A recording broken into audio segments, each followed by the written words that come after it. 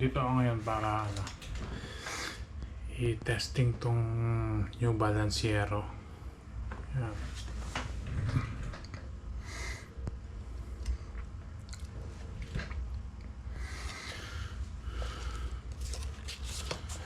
So, ang specs niya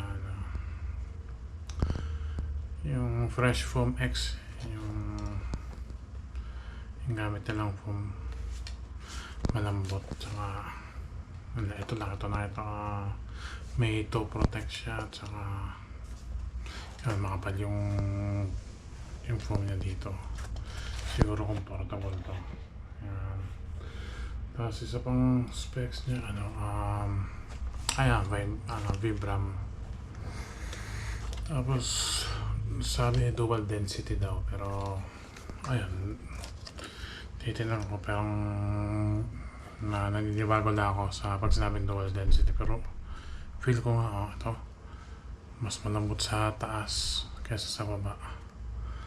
Ayan, na-feel ko ang galing. Hindi mo nakita yung niya, hindi kita yung parang isa lang siya, hindi katulad nito. Ito, ayan, mas malambot dito, mas matigas dito.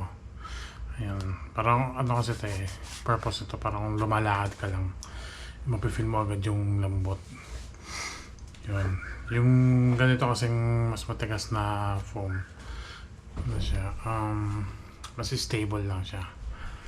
Kasi kagaya ng may sapatos isa na sobrang lambot lang niya talaga. Pag lakad napakasarap niya, pero pag takbo ka na, parang marshmallow siya, gumaganon na yung mahinig, ganon, parang kulang sa support.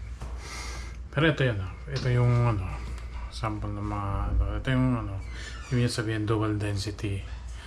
Ayan, to parang ito mas matigas to, pero dito mas malambot. Ayan, ito matagal din dual density nung matagal na tong sapatos na to ganyan. Pero ngayon bago na yung design ng dual density. Ito pa yung dual density na sample. Pero ito maganda tong dual density nito kasi sobrang lambot niya ito bago dito. Kasi pag kunwari tumalong ka or tumakbo ka, mas malakas na yung siguro parang triple yung bigat na yung impact, siyempre sasagad yung malambot na foam, tapos magagamit na yung mas matigas na foam, ma-absorb niya yung shock. Ayan, so lalakad ko yan, ilakad ko sa testing ko anong feeling ng nung Yero na to. Yan, yung alam kanina yung titignan ko ng pronounce yung Yero, kala ko yung pala ibig sabihin nun iron, sa Spanish, parang Spanish yun nakita ko. Yero, yan yung Yero na parang bubong, Yero, iron, kaya madali lang pala siyang i-pronounce, Yero. So sige, kita ulit tayo, gagamitin ko siya, pakita ko.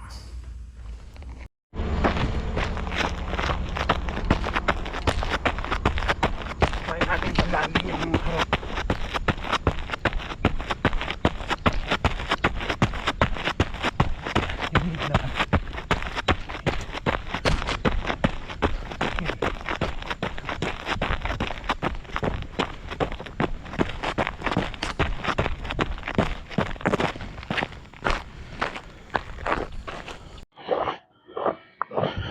So guys, eto na, tinetesting na natin,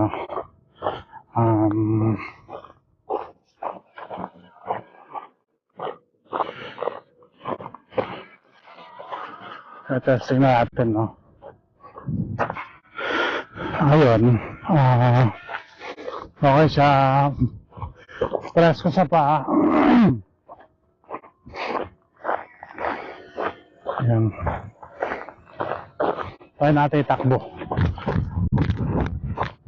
Maganda yung yung response niya.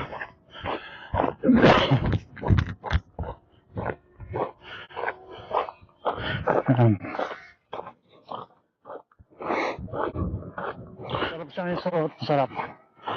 Kaya titignan ko. Sama hapit siya.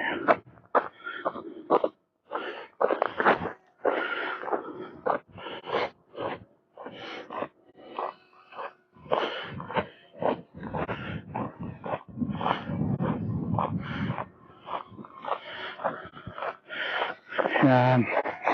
Alam nyo, gustong gusto ko yung yung Vibram.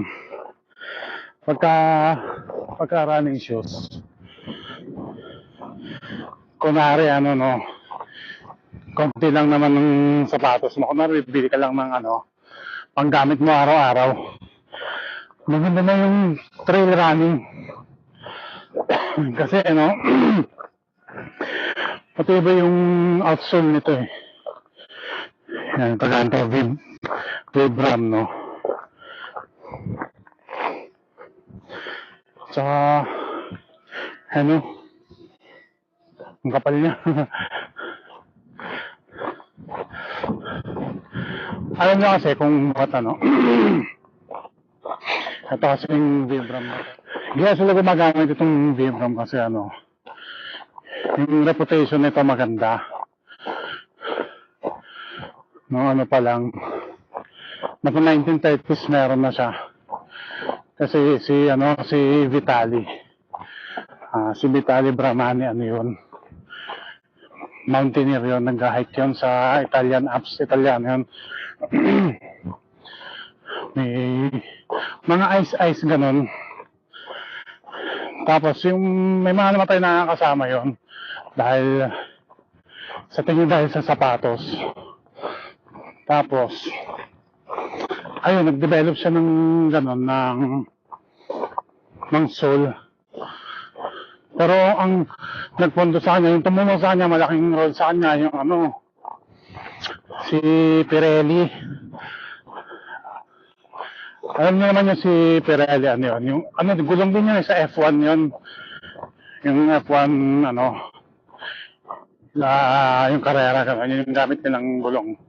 Yun yung yung gulong ngayon ng F1. Ganon. Kaya solid din. Ang top leading brand din yung mga may kagagawan dito sa Sol na to. Yung nagpinansa niya para gamitin yung rudder nila. Yung Adidas meron din pero sobrang dalang lang. Pero yun nga, parehas. Yung Pirelli kasi German brand din yun eh. Parehas din. Hindi. Italian pala, no? Italian. Kasi itong Vibram, din to, Italian to eh. Tapos yung Adidas, meron din, pero sobrang dalang lang. Kasi ang talagang kakulab nila dyan, yung Continental.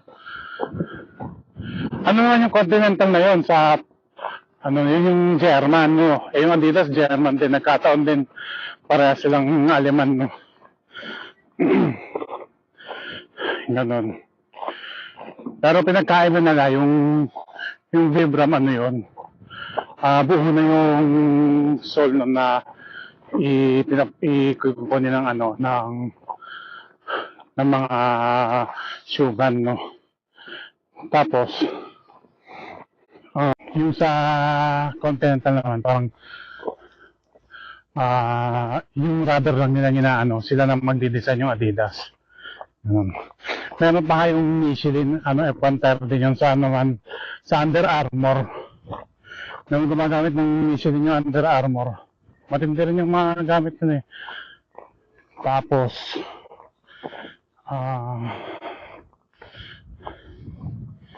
pero meron din Vibram din sa sa Under Armour, yung mga tactical boots nila. Yan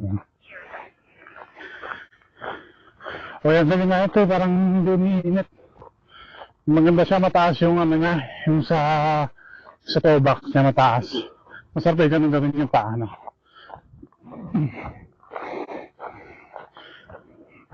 Ayan.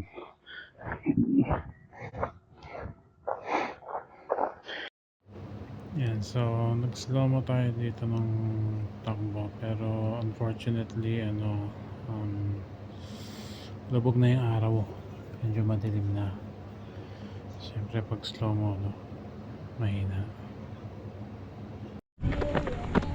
yung mataas pa sa kanya.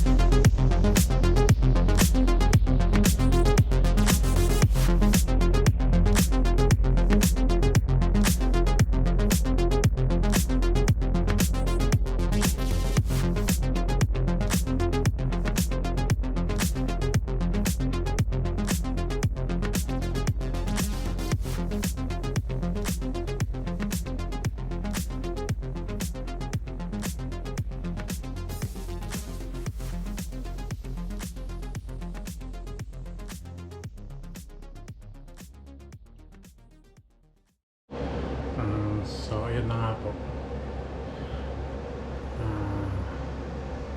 So, anong verdict natin dito? Ayun, yung experience ko, yung rocker niya, no? Yung tumba-tumba niya. Feel na feel ko yung tumba-tumba niya dahil medyo may pagka-firm yung midsole niya. Ayan. Ayan. Tapos, ang isang nagustuhan ko dito, hindi ko masyadong hinigpitan to. Kaya yung simpleng tali lang. Hindi siya loose sa paa ko, hindi siya kumakawala. Kahit tumakbo ako, hindi siya katulad ng iba na na-try ko. Basta naayos nila mabuti yung part na yun na hindi nalalaglag yung sapatos. Yung iba kasi kailangan pakahigpit-higpitan ko pa ito. Hindi, ang galing niya. Yun na-feel ko sa kanya. Tapos, yun, dahil siguro dito sa, yung dila niya, nakatay yung magkabilaan. Yan. Dagdag support. Saka, yung maiwasan dito yung tongue migration. So, kahit hindi ko masyado higpitan, yung lumilipat ganun yung dila, di ba? Pag ginagamit mo, madalas yun pagka hindi nakagaset yung ayan, yung dila niya. Ayan, gazetted tongue yung tawag doon. So, ayun, mukhang matibay siya. Feel ko naman na matibay talaga. So, dapat mo bang bilhin to? May tatlong klase ng buyer sa iniisip ko. Tatlong klase ng buyer sa iniisip ko. No? Kung panggamit mo lang na puro itong gagamitin mo, siguro mag-try ka sa kung kunwari ako, kasi syempre iba-ibang stage ko na naranasan, no? nung time na mga nauna, pipili ako ng isang sapatos na gagamitin ko lagi araw-araw. Ganon. May stage ako na ganon sa buhay ko. Siguro kung nasa stage ako ng ganon, hindi ko yan kasi medyo pricey siya. Tapos baka parang nakaka-boring din yung ano niya, yung tak niya ganon. Baka siguro mag Nike ako or yung basta pang trail na yung may mga ibang brand pa na magaganda. Ganon. Pero kung kunwari collector ka na ginagamit mo rin, oo.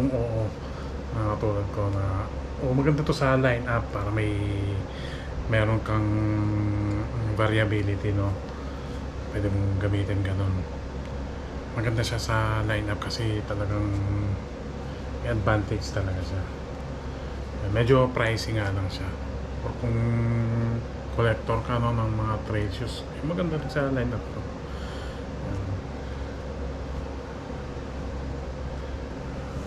So, ayun siya yun. Pa-subscribe na lang kung ano. Kung okay lang.